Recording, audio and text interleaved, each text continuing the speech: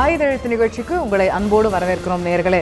காலில் விழும் கலாச்சாரத்திற்கு ஒரு தடை போட்டிருக்கிறார் திமுகவுடைய செயல் தலைவர் திரு ஸ்டாலின் அவர்கள். அவர் இன்று அவருடைய கழக தொண்டர்களுக்கு எழுதியிருக்கக்கூடிய ஒரு மடல்ல இந்த விஷயத்தை தெரிவித்திருக்கிறார். தொண்டர்கள் யாரும் என்னுடைய காலில் விழ வேண்டாம் அப்படிங்கிறத வலியுறுத்தி அந்த மடலை அவர் எழுதியிருக்கிறார். இது தமிழர்களுடைய ஒரு பண்பாடு அப்படின்னு ஒரு பக்கம் பார்க்கப்பட்டாலுமே கூட பெரியவர்களுடைய காலில் விழுவது, ஆசீர்வாதம் வாங்குவது, தாய் தந்தையர்களுடைய காலில் விழுவதுங்கிறது நம்மளுடைய பண்பாட்டில் இருக்கிறது தான். இருந்தாலுமே கூட நம்ம ஒரு சுயமரியாதை இயக்கம், சுயமரியாதையை கட்டி காப்பாற்ற வேண்டும். யாரும் உயர்ந்தவர் தாழ்ந்தவர் கிடையாது. அதனால நம்ம காலில் விழுறத, என்னுடைய காலில் குறிப்பா தொண்டர்கள் விழுறத நான் என்கரேஜ் பண்ணல, அதை நீங்க செய்ய வேண்டாம் அப்படிங்கிற ஒரு அறிவுரை கொடுத்திருக்கிறார். அதுல எதிர்கட்சி அவருடைய திமுகவுக்கு எதிர்ப்புறம் இருக்கக்கூடிய கட்சியான அதிமுக மீது சில மறைமுகமான ஒரு விமர்சனத்தையும் அவர் அந்த அறிக்கையில அந்த மடல்ல அவர் செய்திருக்கக்கூடியதை நாம் பார்க்கிறோம். பட் ஒட்டுமொத்தமாக இந்த காலில் விழுகிற கலாச்சாரம் என்பது தமிழகத்தில் ஏன் ஒரு பெரிய சர்ச்சையை ஏற்படுத்தி இருக்கிறது? தற்போது இந்த இப்படி ஒரு செய்ய வேண்டாம் என்று ஒரு தலைவர் சொல்ல வேண்டிய அளவிற்கான இந்த ஒரு பிரச்சனை வளர்ந்து நிற்கிறதா?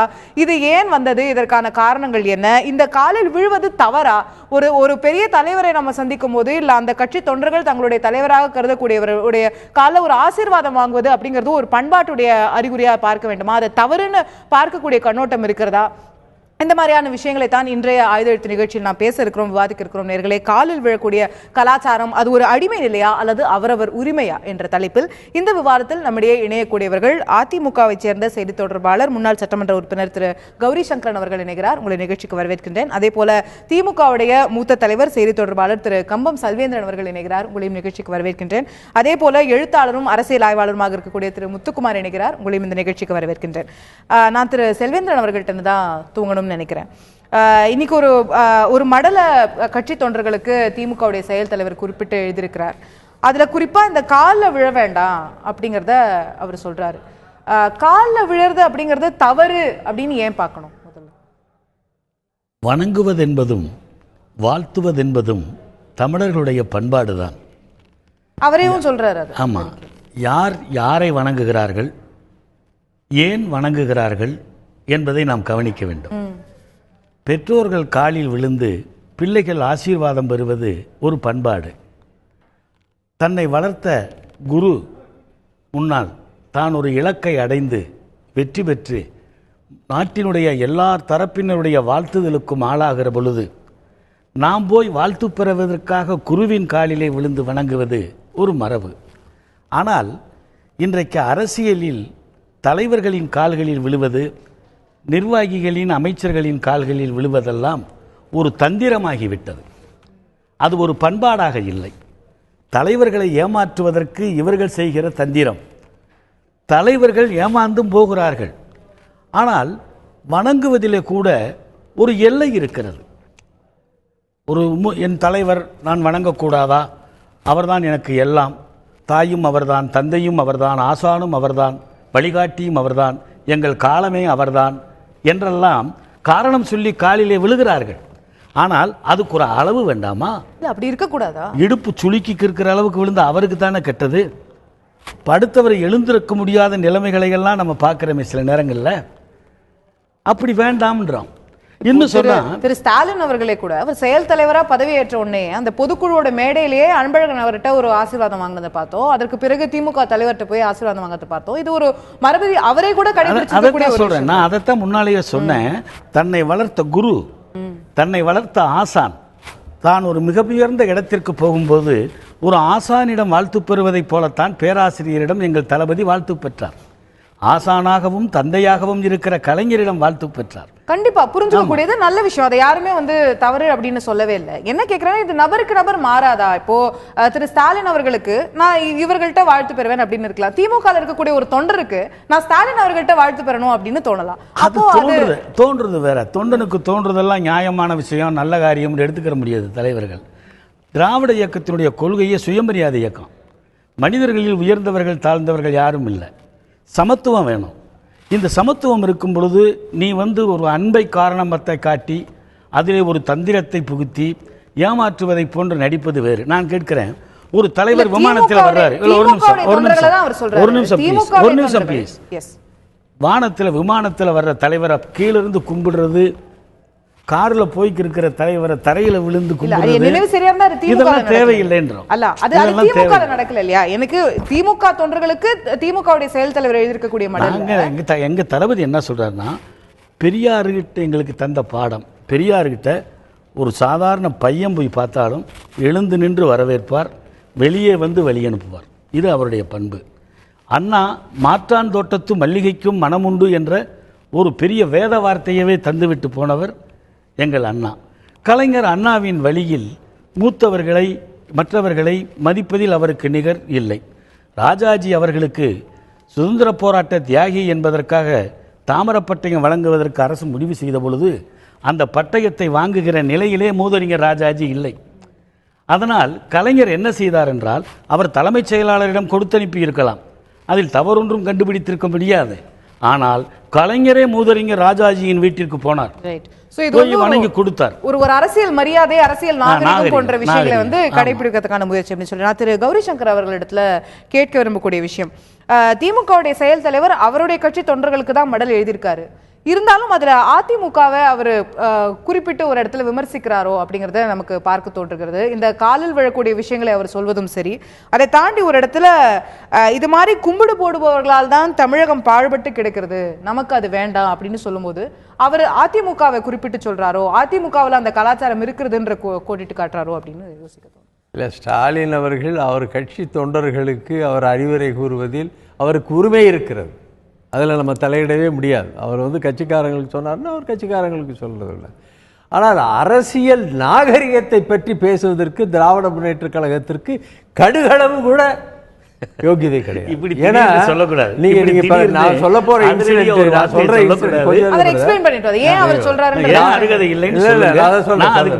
நான் சொல்ல போற இன்சிடென்ட் நான் சொன்னேன்னா நீங்க பிறந்திருக்க கூட மாட்டீங்க. அப்படி வருஷத்துக்கு முன்னாடி நடந்தது 1972, 1972 புரட்சித் தலைவர் எம்ஜிஆர் அவர்கள் சட்டசபையிலே பேசுகிறார்.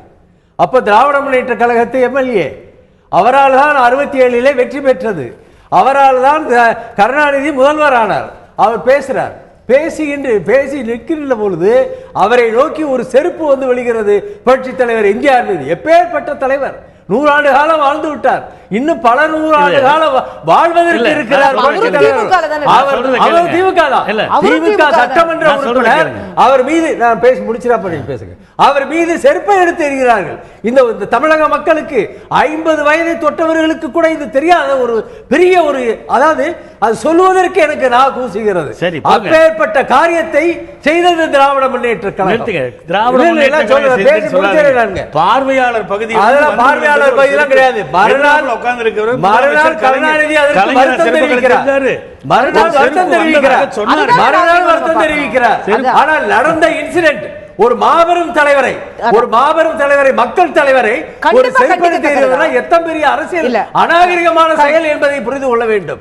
அதே மாதிரி 1989 புரட்சி தலைவி அம்மா அவர்களை சேலையை பிடித்து உறிஞ்சி தலைமைத்தை பிச்சை எடுத்தவர்கள் சட்டசபையில் நடந்த நீங்க ரொம்ப தூரத்துல பாத்திருக்கீங்க. இப்ப ஸ்பீக்கர் தலபாத்திருக்காரு, பாத்திருக்கீங்க. அவர் வந்து தாழ்த்தப்பட்ட செய்தியை கேட்டிருக்கீங்க. நான் பேசி முடிச்சானே, நீங்க பேசுங்க. இல்ல அதுக்காக எதை வேணாலும் பேசுங்க. நீங்க பேசுறீங்க, நான் பேசுறேன். நான் பேசுறது நீங்க பேசுறீங்க. இல்ல உங்களுக்கு நடந்த இன்சிடென்ட், நடந்த விஷயத்தை நான் சொல்லிட்டு இருக்கேன். இல்ல விமானத்துல இருந்து முண்டா இருக்கிற சொல்றதெல்லாம் நான் கேட்டுட்டாலே இல்ல ஒரு நிமிஷம் என்ன பேச விடுறீங்களா? முதல்ல நீங்க பேசுங்க. எஸ் அலோ பண்ணாதீங்க. நீங்க சில குற்றச்சாட்டுகளை சொல்லாதீங்க.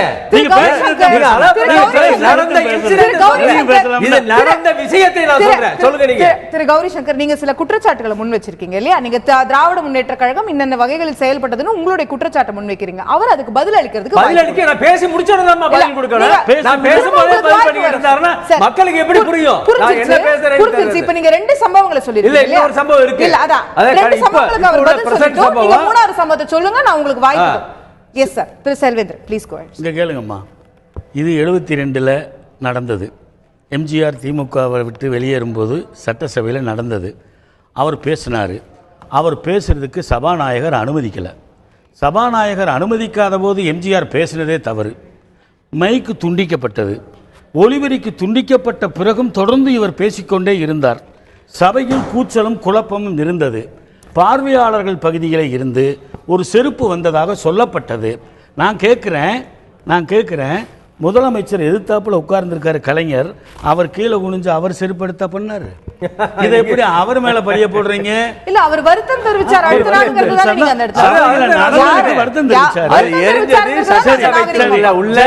சட்டமன்ற உறுப்பினர் தான் எரிந்தார், மறுநாள் வருத்தம் தெரிவித்தார், மைக்க வந்து துண்டிக்கப்பட்டது.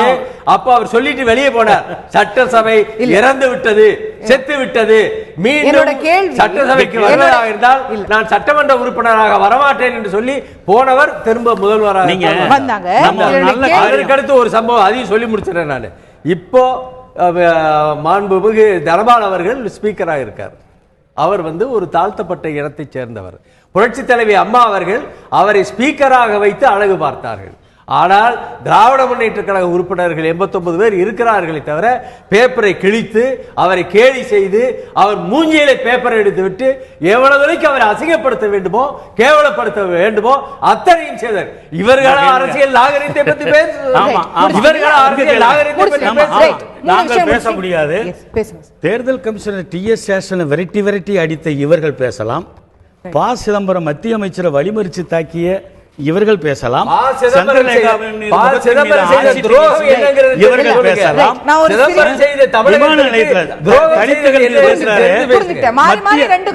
நான் சொல்றேன், நம்ம அதை பேச வரல. இங்க பிரச்சனையை திசை திருப்புறாரு. நீங்க விவாதத்தை நடத்துறீங்க, நீங்க சரியா நடத்தணும். தேவையில்லாத பிரச்சனைக்கு போறத அலோவ் பண்ண கூடாது. அப்படி இல்லைன்னா இந்த விவாதத்துல கலந்துக்கிற நியாயம் இருக்கு. யாருக்கிட்ட அரசியல் நாகரிகம் இருக்கிறது இப்ப விவாதம் இல்ல. விவாதத்தோட தலைப்பு என்னங்க, அதை ஒரு தடவை சொல்லுங்க சார். இந்த நிகழ்ச்சியின் இந்த பகுதியில் நம்முடைய மூத்த பத்திரிகையாளர் திரு ஷியாம் அவர்கள் இங்கிறார். உங்களை நிகழ்ச்சிக்கு வரவேற்கின்றேன். நான் திரு முத்துக்குமார் அவர்களிடத்துல கேட்கணும்னு நினைக்கிறேன். இந்த காலில் விழும் கலாச்சாரம் அப்படிங்கிற சொல்லாடலே கடந்த ஒரு 25-30 ஆண்டுகளாக தான் தமிழக அரசியலில் இருக்குன்னு நினைக்கிறேன். இந்த ஒரு தலைவரோட காலில் விழுறது அப்படிங்கிறது ஒரு தவறான செயல், ஒரு குற்றம் அப்படின்னு பேசப்பட்டதும் பார்க்கப்பட்டதும் எப்போலேருந்து, ஏன்? காலில் விழுவதுங்கிறது வந்து நம்மளுடைய கலாச்சாரம் பண்பாடு தொடர்பான ஒரு விஷயம்தான். அது என்ன நோக்கத்துக்காக செய்கிறோம் அப்படிங்கிறது, ஒரு பெரியவர்கள் காலில் சிறியவர்கள் வந்து ஒரு பண்டிகை காலங்கள்லையோ அல்லது ஏதோ ஒரு விழாக்கள் காலங்கள்லையோ பெரியவர்கள்ட்ட ஆசீர்வாதம் வாங்கும் முறையாக இளையவர்கள், வயதில் இளையவர்கள் காலில் விழுந்து வணங்குவது, அவருடைய ஆசைகளை பெறுவது அப்படிங்கிறது ரொம்பவும் இயல்பான விஷயம். ஆனால் அது அரசியல் கலாச்சாரமாக எப்போ மாறுது அப்படிங்கிறது வந்து ரொம்பவும் முக்கியமான விஷயம். அதாவது அரசியல் கலாச்சாரமாக, அதாவது பெரிய அரசியல் தலைவர்களுக்கு அதாவது உதாரணமாக அண்ணாவுக்கு நெடுஞ்செழியனுக்கோ யாருக்கோ கருணாநிதிக்கோ காலில் விழுந்து வணங்குறதுங்கிறது ரொம்ப இயல்பான ஒரு விஷயமாக தான் இருந்தது. ஆனால் அது வயதில் மூத்தவர்கள் இளையவர்கள் என்கிற வேறுபாடுகள்லாம் கடந்து யார் வேணாலும் பதவிக்காகவோ வெவ்வேறு நோக்கங்களுக்காகவோ அங்கீகாரத்துக்காகவோ காலில் விழும்போது தான் அது ஒரு அருவருக்கத்தக்க அரசியல் அடையாளமாக அது மாறுது. அந்த இடம் தான் ரொம்பவும் சிக்கலான காலகட்டம். அது 90களுக்கு பிறகு அது மிகவும் வலுவடைந்து விட்டது அப்படின்னு நம்ம சொல்லலாம். நான் வந்து ஒரு அதிமுக உதாரணமாக எடுக்கிறேன்னு சொல்லுவேன். ஏன்னா இந்த கலாச்சாரங்கிறது அதிமுகவில் பெரிய அளவுக்கு விமர்சனத்துக்கு உள்ளாயிருக்குங்கிறதுனால ஒரு சுவரொட்டி ஒரு உதாரணத்தை நான் சொல்லணும்னு நினைக்கிறேன். அதிமுக தலைமை அலுவலகம் இருக்கிற அந்த லாய்ட்ஸ் ரோடில் ஒரு சுவரொட்டி வந்து நான் ஒரு 4 ஆண்டுகளுக்கு முன்னாடி பார்த்தேன். அதில் ஒரு போஸ்டர் ஒரு தொண்டர் எழுதியிருக்கிறாரு. என்னன்னா, அம்மா உங்கள் காலில் விழுவதுதான் என்னுடைய அரசியல் லட்சியம் அப்படின்னு அவர் சொல்றார். அரசியல் லட்சியம்னு என்ன சொல்றாருன்னா, ஏதோ ஒரு அரசியல் ஆர்வம் அப்படின்னு சொல்ல, அம்மாவுடைய காலில் விழணும்னா அது குறிப்பிடத்தகுந்த ஒரு பதவியை பெற்ற பிறகுதான் அம்மா கிட்டேயே போக முடியும். அவருடைய அரசியல் லட்சியங்கிறது வெறுமனே காலில் விழுறதல்ல, அதற்கான அங்கீகாரத்தை பதவியை பெறுவதுதான் வந்து அவருடைய அரசியல் இலக்கு அப்படின்னு சொல்றாரு. இது போல நம்ம வந்து அறிவாலயம் இருக்கக்கூடிய ஒரு சுவரொட்டிலையும் நம்ம உதாரணம் தேடலாம். ஏன்னா எங்க நிறைய கிடைக்கும். இதுல என்னன்னா, என்ன நோக்கத்துக்காக அவங்க அந்த காலில் விழுறாங்க ரொம்ப முக்கியம். இதுல ஒரு நோக்கங்கிறது வந்து ஏதோ தொண்டர்களுக்கு மட்டும்தான் ஏதோ ஒரு நோக்கம் இருக்கு, தலைவர்களுக்கு எந்த விதமான நோக்கமும் இல்லை அப்படின்னு சொல்ல முடியாது.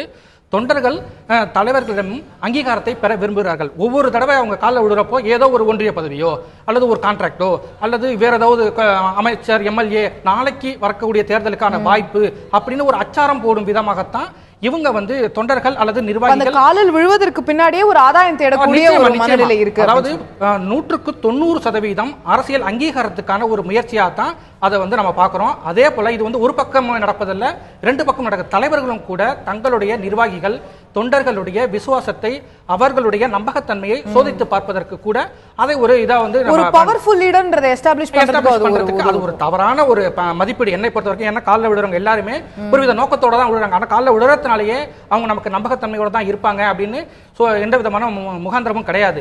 அதனால இது ஒரு பக்கமே நடக்கக்கூடிய ஒரு விஷயம் அல்ல. தலைவர்கள் தங்களுடைய தொண்டர்களை அவருடைய நம்பகத்தன்மையை, விசுவாசத்தன்மையை சோதிப்பதற்கு அதை ஒரு வாய்ப்பாக அவர்கள் பயன்படுத்துகிறார்கள். ஒரு பொதுவெளியில பார்க்கும்போது காலில் விழுவது என்பதே பெர்சே தவறா பார்க்கப்படுவதில்லை. ஆனால் வயதில் சிறியவர்களுக்கோ அல்லது வேற ஒரு காரணத்துடன் அது செய்யப்படுது அப்படின்ற ஒரு பெர்செப்ஷன் வரும்போது அது தவறா பார்க்க. ரெண்டுமே ஒரு விஷயம் நடக்கிறப்ப ரெண்டு சம்பவமே நடக்குதுன்னு வச்சுக்கோங்களேன். ரெண்டு காரணமுமே, அதாவது வயதில் மூத்தவர் ஆனால் அவர் பதவியில் இருக்கிறார் அப்படிங்கிற ஒரே காரணத்துக்காக அவர் காலில் விழுந்து பொது வெளியில விழுந்து வணங்குறது, அதே சமயத்துல அவருக்கான ஒரு ஆதாயம் நோக்கம் இருக்கு இல்லையா, அந்த ரெண்டும் நிகழும் போது ஒரு அருவருக்கத்தக்க செயலா பொதுமக்கள் மத்தியில் பெரிய அளவில் விமர்சனத்துக்கு உள்ளாவது. இது ரெண்டு கட்சிகளையும் நடக்குது.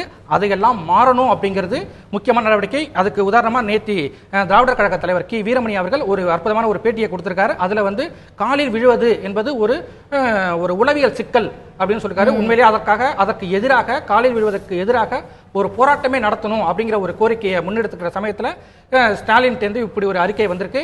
இதே போன்ற ஒரு அறிக்கை அதிமுக தரப்பிலிருந்தும் வலுவாக வரும்பொழுது அது ஒரு அற்புதமான ஒரு தொடக்கமா இருக்கும் நான் நம்புறேன். ரைட். சோ அந்த பக்கத்துல இருந்து வருமா அப்படிங்கறத பார்க்கணும். நான் திரு ஷியாம் அவர்கள்ட்ட கேட்க விரும்பக்கூடிய விஷயம், இதுல ரெண்டு விஷயங்களை திரு முத்துக்குமார் அவர்கள் குறிப்பிட்டார். ஒன்னு, வயதுல சிறியவர்களுடைய காலில் விழும்போது 91ல டாக்டர் ஜெயலலிதா முதலமைச்சராகும் போது அவர்களுக்கு 40-42 வயசுன்னு நமக்கு நினைவு. சோ அவரோட ஒரு இளம் பருவத்திற்கு கூட அவருடைய காலில் விழும்போதுதான் இந்த மாதிரியான விமர்சனங்கள் அப்போ அந்த இடத்துல பெருசா ஒண்ணு பேசப்படுது. அதை தாண்டி சில ஆதாயங்களை வைத்துக் கொண்டு தொண்டர்களோ இல்ல அந்த கட்சியில இருக்கக்கூடிய உறுப்பினர்களோ ஒரு பதவிக்காகவோ இந்த மாதிரி எல்லாம் அதை செய்வாங்களோ அப்படின்ற ரெண்டு விஷயங்களை தொற்றார். பட் இது ரெண்டுமே கூட as a matter of personal choice அப்படிங்கிற விஷயமும் அதுல இருக்கா? இல்ல நான் யார் காலில் விழணும்னோ, இல்ல நான் அவர்கள்ட்ட ஆசீர்வாதம் வாங்கி ஒரு விஷயத்தை நான் செய்யணும்னோ, இல்ல அவர்களை நான் படிந்தால் எனக்கு ஒரு விஷயம் கிடைக்கும்னோ ஏதோ ஒரு காரணம் இருக்கலாம். பட் அகைன் அதை செய்வதும் செய்யாமல் போவதும் என்னுடைய உரிமைன்ற பார்வையும் அதுல இருக்கு. ஒவ்வொரு மாலைக்கு பின்னாலும் ஒரு மனு இருக்கிறது என்று சொல்வார்கள். ஒவ்வொரு மண்டியிடலுக்கும் பின்னாலும் ஒரு மகஜர் இருக்கிறது என்று சொல்வார்கள். நான் வரும்போது நமது கோ பார்ட்டிசிபென்ட்ஸ் பழைய வரலாறுகளை எல்லாம் சொல்லிக் கொண்டிருந்தார்கள். 65லேயே ஒரு வரலாறு இருக்கிறது. 65ல் இந்திய எதிர்ப்பு போராட்ட வரலாறு. அப்போது நாங்கள் எல்லாம் மாணவர்கள். அப்போது குன்றக்குடி அடிகளார் அவர்கள் இந்திய எதிர்ப்பு போராட்டத்திற்கு ஆதரவு தெரிவிக்கிறார். அவர் ஆன்மீகத்தின் பெரிய தலைவர்களில் ஒருவர். குன்றக்குடி அடிகளார் தான் முதல் எம்எல்சியான ஆன்மீக தலைவர். 67-69 காலகட்டத்திலே தந்தை பெரியார் அவர்களுக்கு ஒரு பாராட்டு விழா, பிறந்த நாள் விழா. இதில் பெரியார் அவர்கள் வருத்தப்பட்டு நான் துறவியாகி விடலாம் என்று நினைக்கிறேன் என்று சொல்கிறார். உடனே குன்றக்குடி எழுந்து நின்று அப்படியானால் குன்றக்குடி மரத்துக்கு நீங்கள் வந்து விடுங்கள் என்று சொல்கிறார். பெரியார் பதில் சொல்லவில்லை. அப்போது அதற்கு தலைமை தாங்கியவரும் ஒரு செல்வேந்திரன் தான், அவர் திருச்சி செல்வேந்திரன். அவர் சொல்கிறார், அப்படி பெரியார் அவர்கள் குன்றக்குடி மடத்துக்கு போனால் குன்றக்குடி அடிகளார் அவர்கள் திராவிடர் கழகத்துக்கு தலைவராக வேண்டும் என்று சொல்கிறார். அதற்கும் பெரியார் பதில் சொல்லவில்லை. உடனே குன்றக்குடி பட்டிமன்ற பேச்சாளர் அவர், நான் செல்வேந்திரனின் மனுவை தள்ளுபடி செய்கிறேன் என்று சொல்லி முடித்து விட்டார். மறுநாள் காலை செல்வேந்திரன் அவர்கள் பெரியாரிடம், என்ன நீங்கள் இப்படி சொல்கிறீர்கள், நீங்கள் அது போக குன்றக்குடி அடிகளார் காலை தொட்டு வணங்க முயற்சித்தீர்கள். காலை தொட்டு வணங்க முயற்சிக்கிறார் இவர் பெரியார். குன்றக்குடி அடிகளார் அவருக்கு பாதி வயது, எங்களுக்கெல்லாம் பிடிக்கவில்லை என்று சொன்னவுடன் பெரியார் சொன்னார், செல்வேந்திரன் உங்களை பெரிய புத்திசாலின்னு நினைச்சேன். பார்ப்பனர்கள் அவர்கள் குருமார்களை பார்க்கும்போது எவ்வளவு பெரிய பதவியில் இருந்தாலும் காலில் விழுந்து வணங்குகிறார்கள். ஏனென்றால் அப்போதுதான் நமது இடத்தை சார்ந்தவர்களுக்கு பிறரிடம் மதிப்பு இருக்கும் என்பதற்காக. நான் ஏன் குன்றக்குடி அடிகளார் காலிலே விழ முயற்சித்தேன் என்றால் அவர் ஒரு சூத்திர மடத்தின் தலைவர். இந்த வார்த்தைகள் எல்லாம் திருச்சி செல்வேந்திரன் அவர்கள் எழுதிய புத்தகத்தில் இருக்கிறது. அண்ணன் கை தூக்கி காண்பிப்பதால் நான் சொல்கிறேன், இந்த புத்தகத்தில் இருக்கிறது. புத்தகம் என்னிடம் இருக்கிறது. புத்தகத்தை வெளியிட்டது நாம் தமிழர் பதிப்பகம். ஆக நமது இனத்தை சார்ந்த ஒருவர் எவ்வளவு வயதில் சிறியவராக இருந்தாலும் அவரை பிறர் மதிக்க வேண்டும் என்று நினைத்தால் நாம் காலில் விழுந்து வணங்க வேண்டும். இது பெரியாரின் கருத்து. அது போக சொல்லி முடிச்சறேன், நீங்க சொல்லுங்க. இது பெரியாரின் கருத்து. இதுல பகுத்தறிவு என்றெல்லாம் நாம் பார்க்க வேண்டியதில்லை. நான் எதற்காக இதை சொல்கிறேன் என்றால், காலில் விழுந்து வணங்குவது என்பது அருவருக்கத்தக்க விஷயம் என்று நான் கருதவில்லை. வயதிலே சிறியவர்களாக இருந்தாலும் காலில் விழுந்து வணங்கலாம். நான் வடநாட்டிலே பல இடங்களிலே வேலை பார்த்திருக்கிறேன். எல்லார் வீட்டிலும் காலில் விழுந்து வணங்குவார்கள். நாமும் அடுத்தவர்கள் காலில் விழ வேண்டும் என்று எதிர்பார்ப்பார்கள். நம் காலிலும் அவர்கள் விழுந்து வணங்குவார்கள். இது இந்திய நாகரிகத்தின் ஒரு மரபுதான். ஆனால் நீங்கள் கூறுவது போல அது ஒரு பதவிக்காகவோ அல்லது அரசியலின் அரசியலிலே எதையாவது ஒன்றை அடைய வேண்டும் என்பதற்காகவோ வழங்கினால் தவறு. ஆனால் இதெல்லாம் ஒரு வகையான படையோலை அரசியல். இந்த படையோலை அரசியலிலே இது சகஜம், ஆண்ட்ராய்டு அரசியலிலே இது புதுமை. புரிஞ்சுக்கிட்டேன். எஸ் திரு செல்வேந்தன் குறுக்கிடுவார். அவரு சொன்னபடி தொடர்றதுதான் வேதனை. நம்முடைய சியாம் சார் சொன்னபடி அவர் சொன்னது உண்மையா இருந்தால் பெரியார் குன்றக்குடி அடிகளாரினுடைய காலை தொட்டு வணங்க முயற்சித்தார் என்று ஒரு கருத்தை சொல்றாரு. அதை என்னுடைய நண்பர் திருச்சி செல்வேந்திரன் அவரே ஒரு புத்தகத்தில் எழுதியிருக்கிறார். இனி ஒரு பெரியாரை பார்ப்போமா, அந்த நூலின் பெயர் இனி ஒரு பெரியாரை பார்ப்போமா. 171 பக்கத்துல 182 பக்கத்துல அவர் பொய் சொல்றீங்கன்னு நான் இது வந்து அவர் வாழ்க்கையில நடந்த ஒரு விஷயம். சொல்றத கேளுங்க, நான் சொல்ற விளக்கத்தை கேளுங்க. உண்மையானாலும் ஒரு சந்தேகத்தை கிளப்பிட்டீங்க. நான் என்ன சொல்றேன், அது உண்மையா இருந்தா குன்றக்குடி அடிகளாருக்கு எம்எல்சி பதவி கொடுத்ததே எங்கள் தலைவர் கலைஞர் தான். கூப்பிட்டு நீங்க இதை ஏத்துக்கணும், நீங்க சபைக்கு வரணும்னு சொன்னாரு. எம்எல்சி பதவி கொடுத்தது 1967 71க்கு பிறகு 69க்கு பிறகு 69க்கு பிறகு செல்வேந்திரன் அவர் அது ஒரு எக்ஸாம்பிளா குறிப்பிடுறாரு. பெரியாரினுடைய முயற்சியில் உள்நோக்கம் இருந்ததா இல்ல? பெற வேண்டும் என்று என்ன சொல்றா தெரியுமா பெரியார்? எனக்கு மரியாதை முக்கியம் அல்ல, என் ஜனத்தின் மரியாதை தான் முக்கியம். மரியாதை விட உயர்ந்தது. இல்ல அவரும் நீங்க சொல்றதுதான் சொல்றாரு. அது ஒரு பதவிக்காக இருக்குமே, ஆனால் அது தவறு இல்ல. நோக்கம் முக்கியம் என்று சொன்னோம்ல, அந்த நோக்கத்தை நான் விளக்குறேன். பெரியாருடைய நோக்கம் பனையோலை அரசியலாக இருக்கிறது, ஆண்ட்ராய்டு அரசியல் தவறான நோக்கம் இருக்குன்னு அவரும் சொல்லல, இங்க இருக்கிற யாருமே சொல்லல. அவர் அப்படியும் ஒரு விஷயம் நடந்து இருக்கிறது. நீங்க சின்ன பையன் வந்தா கூட எந்திரிச்சு வாங்கோ சொல்லுவாரு. படம் ஒண்ணு இருக்கும். ஆமா வாங்கோ. ஒரு சிறுவன் ஒரு உட்கார்ந்திருப்பான், அவனுக்கு வந்து காமராஜர் இதற்கும் இதுக்கு ஒரு அரசியல் ஆதாயம் ரெண்டுத்தையும் ஒப்பீடு செஞ்சு பார்க்கறதுல பெரிய அரசியல் இருக்கு. ரைட். நான் அதிமுகவை சேர்ந்த திரு கௌரி சங்கர் அவரிடத்துல கேட்க விரும்புறேன். ஒட்டுமொத்தமாவே தமிழக அரசியல்ல மெல்ல மெல்ல பார்க்கும்போது எளிமைப்படுத்தி கொண்டே வர வேண்டும் அப்படிங்கிற ஒரு கட்டாயம் அரசியல்வாதிகளுக்கு வந்திருக்கிறதோ? இப்போ உதாரணத்துக்கு நான் இடைவேளைக்கு முன்பு குறிப்பிட்டது போல ஆம் ஆத்மி கட்சிக்கு ஆட்சிக்கு வந்த உடனே அவர் சொல்ல, நான் ஒரு சாமானியன் போல இருப்பேன், நான் வந்து வெறும் ஆல்டோ கார்ல தான் போவேன், நான் வந்து சைரன் வச்சுக்க மாட்டேன், நான் வந்து ட்ரெயின்ல போவேன் மக்களோட மக்களா அப்படிங்கிற விஷயங்களை முன்னெடுக்கிறாரு. ஒரு அந்த மாதிரி விஷயங்கள் வந்து தேசிய அரசியல்ல மற்ற பல தலைவர்கள் முன்னெடுத்து வரும்போது அதற்கான கட்டாயம் தமிழக அரசியல் தலைவர்களுக்கும் வந்திருக்கு. அதற்கான ஒரு அறிகுறியா இந்த ஒரு அறிக்கையும் சேர்த்து நம்ம பார்க்க முடியாது. கெஜ்ரிவால் என்ன டெய்லி மெட்ரோ ட்ரெயின்ல வந்து இருக்காரு. அன்னைக்கு ஒரு நாள் வந்தாரு. அதே மாதிரி கேரளால திடீர்னு அந்தோனி சைக்கிள்ல போறாரும்பாங்க. இப்போ எப்படி நடக்குதுங்கிறது விமர்சனத்துக்குரிய விஷயம். அது ஒரு உதாரணமா நான் சொல்றேன். ஒரு பொலிட்டிக்கல் ஸ்டண்ட் தானே தவிர அது வந்து நிரந்தரமாக தொடர்ந்து அதெல்லாம் செயல்படுத்த முடியாது. ஏன்னா அவங்களுக்கு பாதுகாப்பு குறித்து சில நிர்பந்தங்கள் இருக்கும். சொல்லும் பொழுது சொல்லுவாங்க மக்களை அடைவதற்காக ஏதாவது ஒன்று வந்து சொல்லி ஒரு பொலிட்டிக்கல் ஸ்டண்ட். பட் அதெல்லாம் வந்து நிரந்தரமாக வராது.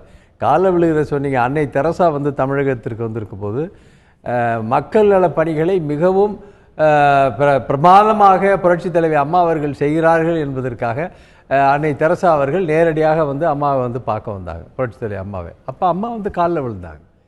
அம்மாவுக்கு சஷ்டியப்த பூர்த்தி, அதாவது 60 நிரம்பிறதுக்கு பின்னாடி அவங்க ஒரு 4-5 பேரை செலக்ட் பண்ணி அவங்க வீடு தேடி போய் இப்போ முக்தா சீனிவாசன் ஷோ போன்றவர்களிடம் போய் அவங்க ஆசீர்வாதம் பண்ணுறாங்க. அது மாதிரி வயதானவர்கள் காலில் விழுந்து வணங்குவதில் எந்த தவறும் கிடையாது. அதாவது சில பேர் வயது, அதாவது வயசு சின்ன இருந்து இவன் விழுந்து விழுகிறவன் பெரிய வயதா இருந்து விழுகிறன்னா அவன் ஏதோ காரியத்துக்காக விழுவா. திராவிட முன்னேற்ற கழகத்துல இன்னைக்கு வந்து ஸ்டாலின் வந்து காலில் யாரும் விழுகாதீங்கன்னு இன்னைக்கு சொல்லிட்டாரே தவிர நாளைக்கு காலில் விழுகாம இருக்க போறாங்களா? அது நீங்க முடிய முடியாது. பெருந்தலைவர் காமராஜர் காலில் விழுக போனா ஓங்கி அறைய போயிடுவார், எந்திரிச்சுடுவார். அவ்வளவு வயசுலயும் சோஃபால உட்கார்ந்து இருக்கிறவரு யாராவது காலை விழுக போனா படார்னு எந்திரிச்சு அடிக்க போயிடுவார். அது அவர் அந்த கல்ச்சர் அவர் பண்ணல, அவர் விடல. ஆனா இப்ப வர வர வர வர இந்த இளம் சமுதாயம் வந்து ஏதாவது ஒரு குறுக்கு வழியில போய் எதையாவது இவர் சொன்ன மாதிரி ஏதாவது ஒரு பதவிகளை வாங்கலாம் பண்ணலாம் அப்படிங்கிற ஒரு எண்ணத்துல சில பேர் போய் ஆசீர்வாதம் வாங்குறாங்க, இது பண்றாங்க. இது இப்படி நடக்குதே தவிர அதனால வந்து ஒரு பெரிய மாபெரும் தவறு இருக்கிறதாக எனக்கு தெரியல. அதாவது ஆசி பெறுவதில் எந்த தவறும் இல்லை. சிலர் பதவி நோக்கத்துல செய்யறாங்க, சில பேர் செய்யறாங்க, இல்லாம இல்ல. ஆனா ஆசி பெறுவதில் தவறு எதுவும் இல்லை. ரைட். அப்படிங்கிறது உங்களுடைய பார்வையாக இருக்குது. நான் திரு முத்துக்குமார் அவர்கிட்ட இதை அடுத்த கட்டத்துக்கு கொண்டு போக விரும்புறேன். இதுல கால விழுறதுங்கிறது ஒரு எக்ஸாம்பிளா நம்ம வச்சுக்கலாம். ஒட்டுமொத்தமாகவே இந்த எளிமையை நோக்கி போக வேண்டிய அவசியம் அப்படிங்கிறது இன்னைக்கு இருக்கிறதா? ஒரு சிஎம் உடைய கான்வாய் பாஸ் ஆகும்போது டிராபிக் நிறுத்துறதுல தோங்கலாம், இல்ல வந்து ஒரு சைரன் வச்சுக்கிறது, இல்ல ஒரு வெள்ளை வேட்டி வெள்ளை சட்டை பாக்கெட்ல ஒரு படம் அப்படிங்கிற கலாச்சாரத்தையே மாத்தி இன்னைக்கு ஒரு பேண்ட் ஷர்ட் போட்டு வரக்கூடிய கடந்த 2016 தேர்தலில் நம்ம பார்த்தோம். அன்புமணி ராமதாஸ் பேண்ட் ஷர்ட் போட்டுட்டு டைரக்டா வந்து மக்களை போய் பேசுறாரு, ஜீன்ஸ் போட்டுட்டு போய் இதுல பண்றாரு அப்படிங்கறது. நமக்கு நாமே பயணத்தில் திரு ஸ்டாலின் அவர்களும் சில உடைகள்ல மாத்திக்கக்கூடிய விஷயம். சோ மக்களோட மக்களா இருக்கணும், அந்த எளிமைக்கு வரணும், இல்ல கீழே இறங்க வேண்டும் அப்படிங்கிற ஒரு அவசியம் இப்போ தமிழக அரசியல் தலைவர்களுக்கு வந்திருக்கிறதா? நிச்சயம். அதாவது எளிமையான அரசியல் அப்படிங்கிறது வந்து நம்ம எளிமையான அரசியலை வந்து நம்ம வடபுலத்திலேருந்து தான் கற்றுக்கணும் அப்படிங்கிற அவசியம் இல்லை. நீங்கள் அரவிந்த் கெஜ்ரிவாலை வந்து உதாரணமாக சொன்னீங்க. நம்மளுடைய தமிழக அரசியல், தமிழ்நாட்டு அரசியலே ஒரு எளிமை அடையாளம் தான். நீங்கள் தமிழ்நாட்டு அரசியலில் ராஜாஜிலிருந்து, காமராஜர்லேருந்து, கக்கனிலிருந்து, அண்ணாவிலிருந்து, அண்ணாவை விட எளிமையானவர் யாருன்னு சொல்ல முடியும். அதனால் தமிழ்நாட்டு அரசியலில் எளிமையான அரசியல் அப்படிங்கிறது வந்து நன்கு கிளைத்து வளர்ந்த ஒரு மரம் தான். அதில் எந்த விதமான சந்தேகமும் இல்லை. ஆனால் அதன் விழுதுகள் எப்படி இருக்கிறார்கள், அதே பாதையில் அவர்கள் நகருகிறார்களா அப்படிங்கிறது ரொம்பவும் முக்கியமான விஷயம். குறிப்பாக அந்த எளிமை அரசியலிலிருந்து கட்டமைக்கப்பட்ட ஒரு கட்சியிலிருந்து நாளைய தலைவர்களாக உருவாகி வருபவர்கள் அதே பாணியை பின்பற்றுகிறார்களா, அல்லது தங்களுக்கென தனி பாணியை, தங்களுக்கு வசதியான அல்லது தங்களுடைய ஈகோ சாட்டிஸ்ஃபேக்ஷன் சொல்லுவாங்க, அந்த அதுக்கு அடிபணிந்து மற்றவர்களை அந்த செயலுக்கு ஊக்குவிக்கிறார்களா அப்படிங்கிறதுலேருந்து எளிமைக்கும் அவர்கள் அடிமையாக இருப்பது போன்ற ஒரு அந்த ரெண்டு விஷயமும் நான் சேர்த்தே சொல்றேன். அது வந்து ரொம்பவும் முக்கியமான விஷயம். இன்னைக்கு வந்து நீங்க அன்புமணியவும் ஸ்டாலினையும் உதாரணமா சொன்னீங்க. இவங்க ரெண்டு பேருமே தேர்தல் சமயங்கள்ல தான் அப்படி வந்தாங்கிறது எனக்கு ஒரு வகையில வேதனை தரக்கூடிய அம்சமா நான் பார்க்கிறேன். ஏன்னா அண்ணா அவர்களாக இருந்தாலும் காமராஜர் அவர்களாக இருந்தாலும் தேர்தலுக்காக தங்களுடைய எளிமையை வந்து அவங்க பறைசாற்றல, அவங்க இயல்பாவே அப்படிதான் இருந்தாங்க.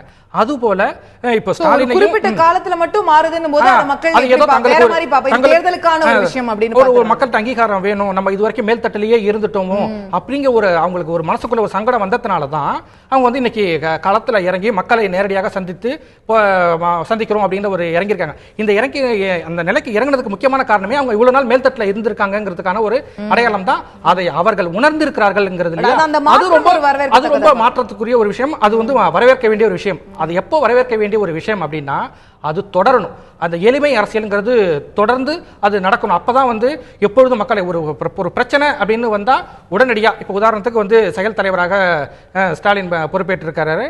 ரொம்ப அதுக்காக நிறைய தலைவர்கள் அவரை வந்து சந்திக்கிறாங்க, எல்லாம் ஓகே. ஆனா இப்பொழுது விவசாயிகள் பிரச்சனை மிக தீவிரமா இருக்கு. இதுக்காக பாதிக்கப்பட்ட மாநிலங்கள்லாம் இப்ப எல்லா அமைச்சர்களும் போறாங்க. அதுபோல ஏன் எதிர்க்கட்சி தலைவர், ஒரு பிரதான எதிர்க்கட்சி தலைவர் நேரடியாக அங்க போய் களத்துல இறங்கி அதை ஒரு செயல்படலாம். அதுதான் வந்து எளிமையா மக்களை போய் சாதாரணமா நமக்கு நம்ம பயணத்துல ஒரு வயல்வெளிகள் எல்லாம் போனதை நம்ம பார்த்தோம். இப்போதான் அவர் போகணும். ஒரு ஜனநாயகம் வழங்கக்கூடிய அற்புதமான ஒரு பாத்திரம் எதிர்க்கட்சி தலைவர். இந்த சமயத்துல தான் ஒரு களத்துல போய் இறங்கணும். பதவியேற்பு அதெல்லாம் ஒரு பக்கம் இருக்கட்டும், அதை தாண்டி நேரடியாக மக்களிடம் இறங்க வேண்டும். அந்த எளிமைப்படுத்துதல் அப்படிங்கிறது வந்து ஒரு குறிப்பிட்ட காலகட்டத்துக்கு இல்லாம அது கண்டினியூஸ் ப்ராசஸ். அதுதான் மெய்யான எளிமை. அதுக்கு பேர் தான் மெய்யான எளிமை. அதை நோக்கி தலைவர்கள் நகர வேண்டியது ரொம்பவும் முக்கியமான விஷயம். அதுதான் ஓ பன்னீர்செல்வத்துக்கும், அதுதான் இன்றைய அதிமுக பொதுச் செயலராக இருக்கக்கூடிய சசிகலாவுக்கும் அது பொருந்தும். ரைட். சோ அனைவருமே அதை நோக்கி நகரணும். பட் அது ஒரு குறிப்பிட்ட நேரத்துல மட்டும் இல்லாம தொடர்ந்து அதை செய்யணும் அப்படிங்கிற ஒரு விஷயத்தை வெறும் அடையாள அரசியலா போயிடும். ரைட். நான் திரு ஷியாம் அவர்களிடத்துல கேட்க விரும்புறேன். எளிமை, நேர்மை, தூய்மை, இந்த மாதிரியான விஷயங்கள் தான் வந்து மக்கள் அதை தான் விரும்புறாங்க. இல்ல மக்களை நோக்கி நீங்கள் செல்ல வேண்டும் என்றால் இதெல்லாம் செய்ய வேண்டும் அப்படிங்கிற பார்வை ஒரு பக்கம் இருக்குமே. ஆனால் இன்னைக்கு தமிழ்நாட்டில் கம்யூனிஸ்டுகள் ஆட்சி அமைச்சிருக்கணும் இல்லையா? இன்னைக்கு கம்யூனிஸ்டுகள் தான் வந்து ரொம்ப எளிமையானவர்களாக பார்க்கப்படுகிறார்கள். மற்றவர்களை காட்டிலும், மற்ற கட்சிகளை காட்டிலும் ஒப்பீட்டு அளவில் ஊழல் குற்றச்சாட்டுகள் குறைவா இருக்கிறவர்களாக பார்க்கப்படுகிறார்கள். ஆனா அவர்கள் ஆட்சி அமைக்க முடியறது இல்லையே. அப்போ மக்களிடம் இதற்கான எளிமையா இருந்துட்டாலே வந்து அது ஒரு சுத்தி 10 பேர் வந்தாதான் ஒரு தலைவர்ன்ற விஷயம் மக்களுக்கே அந்த ஒரு நோக்கம் வந்துருச்சோம். அசோகா, நீங்க சொல்றது ஒரு வகையில சரிதான். அதாவது எளிமையாக இருப்பதால் மட்டுமே வெற்றி கிடைப்பது இல்லை, வலிமையாகவும் இருக்க வேண்டும். காலில் விழுவது கூட குற்றம் இல்லை, விழுந்தே கிடப்பதுதான் மிகப்பெரிய குற்றமாக நான் பார்க்கிறேன். இந்த பட்டியலை முத்துக்குமார் சொன்ன கருத்திலே முக்கால்வாசி எனக்கு உடன்பாடானதுதான். அந்த பட்டியலில் எம்ஜிஆர் அவர்களையுமே நான் சேர்த்துக்கொள்ள வேண்டும் என்று தான் நினைக்கிறேன். நாங்களெல்லாம் பத்திரிகையாளர்கள் ஆகும்போது எம்ஜிஆர் அவர்கள் பத்திரிகையில் தான் எங்கள் காலத்தை தொடங்கினோம். அப்போது அவர் முதலமைச்சர். ஆனால் அந்த பத்திரிகை அலுவலகத்திற்கு அவர் வரும்போது மிகவும் சாதாரணமாக வருவார். சாதாரண ஒரு அம்பாசடர் காரில் அவர் மட்டும் வருவார். ஒரு எஸ்காட் வண்டியெல்லாம் எதுவுமே கிடையாது. வந்து எல்லோரையும் பார்த்து வணக்கம் வைத்து பத்திரிகை அலுவலகத்துக்குள் போய் பேசிவிட்டு திரும்புவார். எல்லோரும் வெளியே நின்று கொண்டிருப்போம், திருப்பி வணக்கம் வைத்து விட்டு செல்வார். எளிமையின் சிகரமாகத்தான் அவர் இருந்தார். பிற்காலத்தில் என்ன ஆயிற்று என்றால், நீங்கள் சொல்வது போல எளிமையாக இருப்பதால் மட்டுமே வந்து பயன் இல்லை. உதாரணமாக நல்ல கண்ணன் இருக்கிறார். அவரால் அவரது ஒரு கம்யூனிஸ்ட் கோட்டையிலே அவரால் ஜெயிக்க முடியவில்லை. ஆனால் அவரை விட எளிமையான தலைவரை இன்றைக்கு தமிழ்நாட்டு அரசியலில் நாம் பார்க்க முடியாது. ஆக எளிமை மட்டும் போதாது, எளிமையோடு சேர்ந்து நாம் காட்சிக்கும் அருமையாக தெரிய வேண்டும், ஒரு 60 கார் பின்னால் வர வேண்டும் என்கிற ரீதியிலே இந்த அரசியல் மாறியது. ஆனால் மிகப்பெரிய தவறு. எளிமையாகவும் இருக்க வேண்டும், வலிமையாகவும் இருக்க வேண்டும் என்பதுதான் சரியான பார்வை. இந்த பார்வை மக்களுக்கும் வர வேண்டும். ஒரு தலைவர் தானாக அவர் புகைவண்டி நிலையத்தில் இறங்கினால் இவருக்கு என்ன ஆளே இல்லை போல் இருக்கிறது என்று சொல்வார்கள். எஸ், அவர் தானாகவே போய் ஒரு சிலைக்கு பார்வையும் இருக்கு, பார்வை இருக்கிறது. மக்களே நமது மக்களே, நான் ஏற்கனவே சொன்னதுதான், பனையோலை அரசியல். ஆனால் ஒரு கட் அவுட் இல்ல, ஒரு ஆடம்பரமே இல்ல, இவர் தலைவரே இல்லைன்றாங்க. அதான் அதோட சிக்கல். அப்படி இருக்கும்போது தலைவர்களுக்கும் அந்த பிம்பத்தை கட்டமைக்க வேண்டிய ஒரு தொல்லை சேருகிறது. மொத்தத்திலே பிம்ப அரசியலின் நீட்சி தான் இந்த இழிவான போக்கு. ஆனால் அதை மாற்ற வேண்டிய தருணம் கண்டிப்பாக வந்துவிட்டது. உப்பரிகை அரசியல் இனிமேல் செல்லாது, கண்டிப்பாக செல்லவே செல்லாது. பிம்பங்கள் எல்லாமே தமிழ்நாட்டு அரசியலிலிருந்து அகன்று விட்டன. இனிமேல் பிம்பத்தை நம்பி பயன் இல்லை.